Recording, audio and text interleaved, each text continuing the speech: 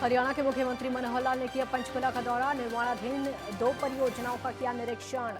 अधिकारियों को दिए कार्य को जल्द पूरा करने के निर्देश।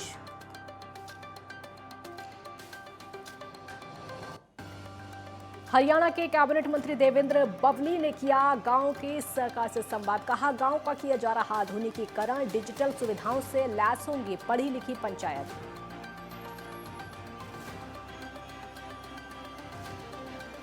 हरियाणा के करनाल के कर्ण सिंह स्टेडियम में राज्य स्तरीय खेल प्रतियोगिता का आयोजन।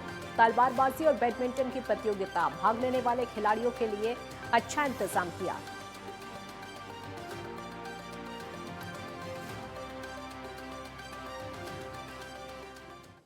वंदे मातरम। मैं हूं आपके साथ काजल ठाकुर और हमारे खास बुलेटिन हरियाणा हलचल में स्वागत है आपका।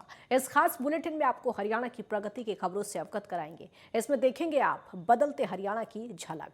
हरियाणा के मुख्यमंत्री मनोहर लाल ने पंचकुला का दौरा किया और इस दौरान मुख्यमंत्री ने 2 परियोजनाओं का निरीक्षण किया और अधिकारियों को मुख्यमंत्री मनोहर लाल ने जल्द से जल्द कार्य पूरा करने के निर्देश दिए। और इस अवसर पर हरियाणा विधानसभा अध्यक्ष ज्ञानचंद गुप्ता और नगर निगम के महापौर कुलभूषण गोयल भी उपस्थित रहे।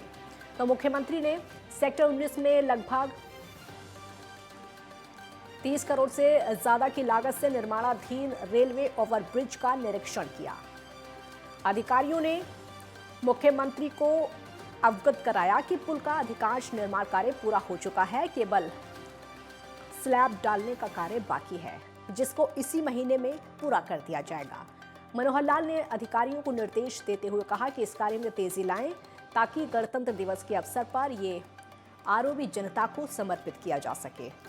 इस पर अधिकारियों ने उन्हें आश्वस्त किया है कि ये कार्य 20 जनवरी 2023 तक पूरा कर लिया जाएगा। और वहीं मुख्यमंत्री ने इससे पहले सेक्टर 3 में लगभग 29 करोड़ रुपए की लागत से बन रहे नगर निगम पंचकुला के कार्यालय भवन का भी निरीक्षण किया और अधिकारियों के साथ साथ संबंधित निर्माण एजेंसी से कार्य के बारे में विस्तृत जानकारी ली। और उन्होंने कहा कि निर्माण एजेंसी कार्य में तेजी लाते हुए भवन का कार्य शीघ्र पूरा करें।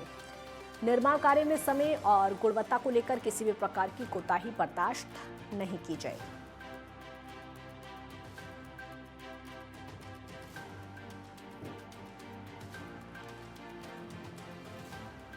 तो पंचकुला में परियोजनाओं का मनोहर निरीक्षण हुआ। मुख्यमंत्री मनोहर लाल ने यह निरीक्षण किया।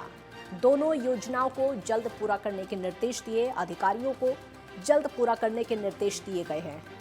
2 विकास परियोजनाओं का निरीक्षण भी किया गया है।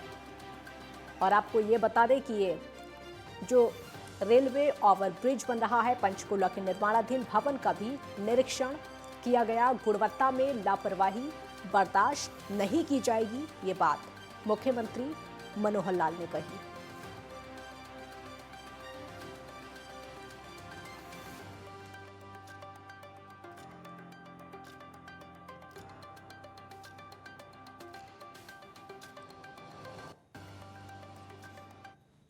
हरियाणा के पंचायती राज मंत्री देवेंद्र बबली कैथल पहुंचे, जहां पर उन्होंने गांव की छोटी सरकार के मुखिया से सीधा संवाद किया। उन्होंने बताया कि हरियाणा प्रदेश की गठबंधन सरकार जीरो टॉलरेंस नीति पर काम कर रही है। विकास कार्यों में पूरी गुणवत्ता रखते हुए पारदर्शी तरीके से विकास कार्य करवाए जा रहे हैं। विभाग में भ्रष्टाचार करने वाले अधिकारियों को बख्शा नहीं जाएगा। सरपंच सरकार के सहयोगी मित्र बनकर काम करें, सरकार की तरफ से कमी नहीं आएगी। और वहीं उन्होंने पूर्व की सरकारों पर निशाना साधते हुए कहा कि एक समय में वो भी साथ जब गांव के ही मुखिया मंत्रियों को ढूंढते हुए चक्कर लगाते थे, आज मंत्री खुद संवाद करने के लिए आए हैं। पंचायती राज मंत्री ने जिस तरीके से डिजिटल पर बोलते हुए कहा कि गांव के सभी को ग्रामीण सचिवालय आईटी युक्त किया जा रहा है। गांव के चौराहों पर कैमरे और लाइट लगाई जाएंगी। 1800 तालाबों का जीर्णोद्धार कार्य शुरू किया गया है। गांव में ई लाइब्रेरी के साथ साथ सामुदायिक केंद्र भी स्थापित किए जाएंगे, जहां पर हरा भरा पार्क, खेल सुविधाओं और हाल की सुविधा भी दी जाएगी।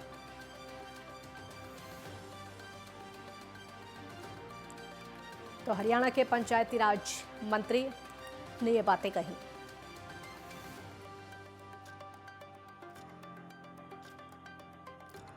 ये पूरे प्रदेश में जिलावार जो हमारे प्रतिनिधि चुनकर आए हैं, जनप्रतिनिधि सम्मेलन और एक संवाद, मैं जिसको कहूँगा कि हमारे साथियों के साथ मिलके फीडबैक लेना और जो गांव को हमने सारी तर्ज पर डेवलप करना है, जो योजनाएं सरकार ने बनाई हैं, परियोजनाएं बनाई हैं, उनको धरातल पर ले जाने के लिए मैं हमारे चुने प्रतिनिधियों से रिक्वेस्ट करने आया। ये सरकार की मैं कहूँगा एक अनोखी पहल कहूँगा इसको। अनोखी पहल इसलिए कि जब पंचायतें चुनी गई उसके बाद हमने पहले उनको गांव के अंदर ही शपथ समारोह का प्रोग्राम आयोजन करवाया।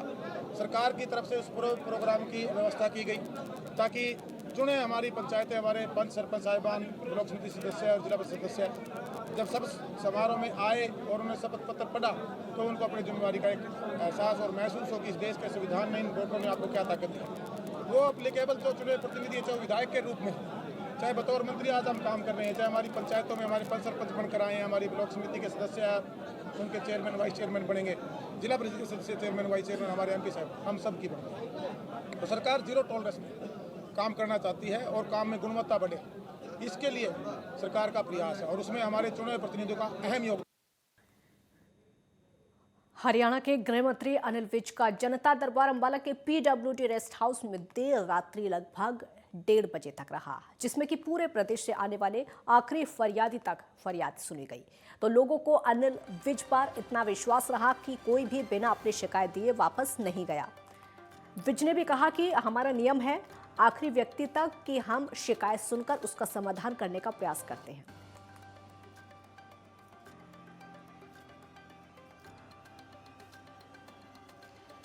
तो गृह मंत्री अनिल विज का मनोहर दरबार लगा, 1:30 बजे तक समस्याएं सुनिए, पुलिस कप्तानों को दिशा निर्देश दिए गए, जनता की समस्याओं को हल करने के निर्देश दिए गए। 8,000 से ज्यादा लोगों ने शिकायत की और जन शिकायतों का मनोहर निवारण किया गया।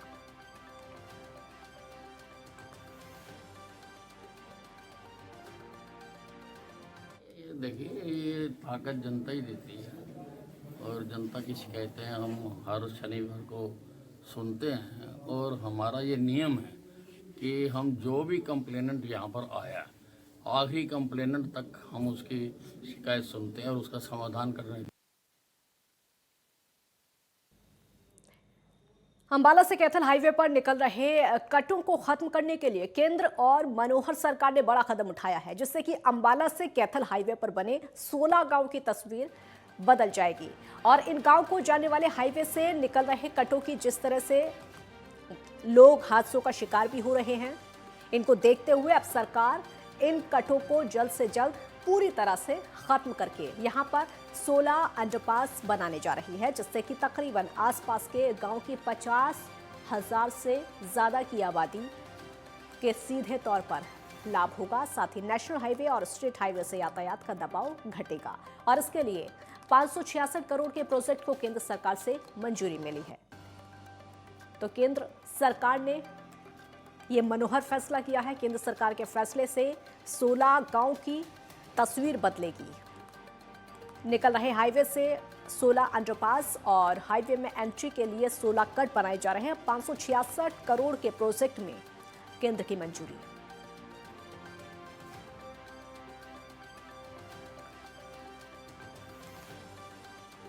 ये जो हमारा कैथल हाईवे, हिसार हाईवे नया बना है, एक्सप्रेसवे, यहाँ अंडरपास के लेके बहुत से गांवों में हमारे कट्स की दिक्कत थी और एक जानलेवा जो है मोड़ ये साबित हो रहे थे। बहुत से ग्रामीणों ने बार बार हमें इसके लिए कहा भी था, उन्होंने ज्ञापन भी दिए कि ये होना चाहिए और जानलेवा कट जो हैं बने हुए हैं। तो मैंने पीडी साहब को लेके स्वयं इन कट्स का मुआयना भी किया था, जो हमारे NHAI के पीडी हैं। तो इस्माइलाबाद तक की एक डिमांड हमने आदरणीय गडकरी साहब के सामने रखी थी और उन्होंने जितने भी अंडरपास हमारी विधानसभा में लेके इस्माइलाबाद तक बनने हैं सभी को सैद्धांतिक रूप से मंजूरी दे दी है। लगभग 566 करोड़ रुपए की लागत से वो अंडरपास भी बनेंगे और उनका भी अप्रैल तक जो है काम शुरू हो जाएगा। अंडरपास बनने से जी हमारे लगभग मटेड़ी शेखा के कट को 20 गाँव लगते हैं, 20 गाँवों को फायदा होगा। और इस 2 साल से ये सड़क बनी है और 2 साल से यहाँ पर हादसे ही हादसे हो रहे हैं। इस कट पे कहीं हादसे हो चुके हैं, कहीं जाने जा चुकी हैं। मैं अपना हरियाणा सरकार का धन्यवाद करता हूँ और विधायक असीम गोयल जी का भी धन्यवाद करता हूँ जिन्होंने इसको मंजूर करवाया, जो अंडरपास बनने जा रहा है। अब जैसे हमें पता लगा है भी इसका अप्रैल से काम शुरू हो जाएगा। और ਆਪਾਂ हरियाणा सरकार का तहे दिल से और विधायक असीम गोयल जी को हमने कई बार बताया, उन्होंने इस हमारी मांग को पूरा किया। हम उनका तहे दिल से धन्यवाद करते हैं। हरियाणा के मुख्यमंत्री मनोहर लाल ने मां भारती की स्वतंत्रता के लिए अपने प्राणों की आहुति देने वाले मां भारती के वीर सपूत और महान क्रांतिकारी रामप्रसाद बिस्मिल, अशफाक उल्ला खान और रोशन सिंह को बलिदान दिवस पर कोटि कोटि नमन किया और राष्ट्र की आज़ादी के लिए दिया गया उनका जो बलिदान हमारे सदैव प्रेरणा स्रोत का कार्य करेगा, ये बातें कही। तो मुख्यमंत्री मनोहर लाल का वीरों को नमन, स्वतंत्रता के लिए प्राणों की आहुति देने वालों को नमन किया गया। मुख्यमंत्री मनोहर लाल ने ट्वीट करके नमन किया। बलिदान दिवस पर कोटिश नमन।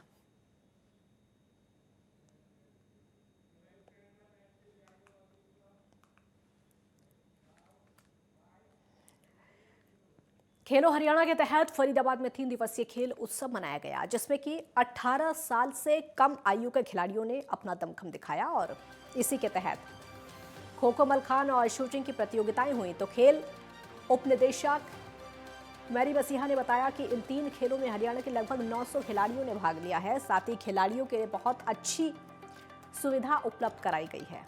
तो फरीदाबाद में 3 दिवसीय खेल महोत्सव का आयोजन हुआ। 18 साल से कम उम्र के खिलाड़ियों ने इसमें हिस्सा लिया। खो खो, मलखान और शूटिंग प्रतियोगिता में 900 से ज्यादा खिलाड़ी शामिल हुए।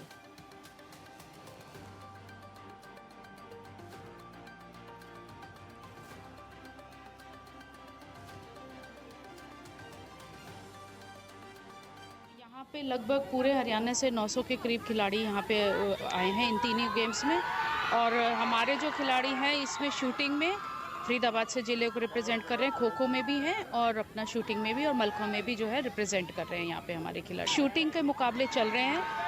ये वाला जो खो खो का मैच सामने दिखाई दे रहा है, ये हमारा क्वार्टर फाइनल चल रहा है। काफ़ी टफ मैच है। जितनी भी सुविधाएं हम दे सकते थे जिला फरीदाबाद, उतनी यहाँ पे प्रशासन ने और जिला खेल अधिकारी ने और काफ़ी मेहनत करके सभी इंतजाम किए। यहाँ पे लगभग पूरे हरियाणा से 900 के करीब खिलाड़ी यहाँ।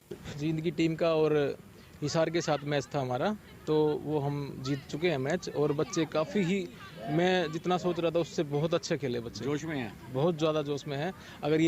अगर जो नेक्स्ट जो वो मैच होगा ना, तो उसी में मेरे ख्याल से ये है ना, अगर अच्छा खेले, अगर किसी को कोई दिक्कत ना हुई तो मेरे ख्याल से गोल्ड लेके मिलना चाहिए। हमारे बच्चों ने सभी में बहुत बढ़िया मेहनत करी है। चाहे तो आंधी और तूफान भी कुछ भी, हम डेली ग्राउंड पे जाते हैं सर। और हरियाणा सरकार ने भी हमें बहुत कुछ दिया है और हम भी उनको गोल्ड जरूर देंगे सर। एक नॉकआउट मैच हुआ सर, बढ़िया, हम अब भी गोल्ड ले। हरियाणा के करनाल वेकड़ स्टेडियम में राज्य स्तरीय खेल प्रतियोगिता के दूसरे दिन खिलाड़ियों ने अपनी प्रतिभा दिखाई और इस प्रतियोगिता में तलवारबाजी, नौकायन और बैडमिंटन के मुकाबले हो रहे हैं। तो खेल प्रशिक्षक ने बताया है कि खिलाड़ियों को बेहतरीन सुविधाएं दी जा रही हैं, जिससे कि राष्ट्रीय स्तर पर खिलाड़ियों को कोई दिक्कत ना हो। साथ ही खिलाड़ियों के रहने और खाने का बेहतरीन इंतजाम है। और वहीं करनाल के मंडलायुक्त ने कहा कि हरियाणा खेल में नंबर 1 है और इस प्रतियोगिता से खिलाड़ियों में और निखार आएगा।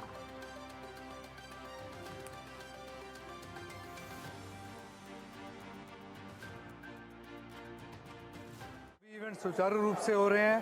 प्रशासन की मदद से हम लोगों ने 2200 बच्चों का रहने का और खाने का अरेंजमेंट किया हुआ है।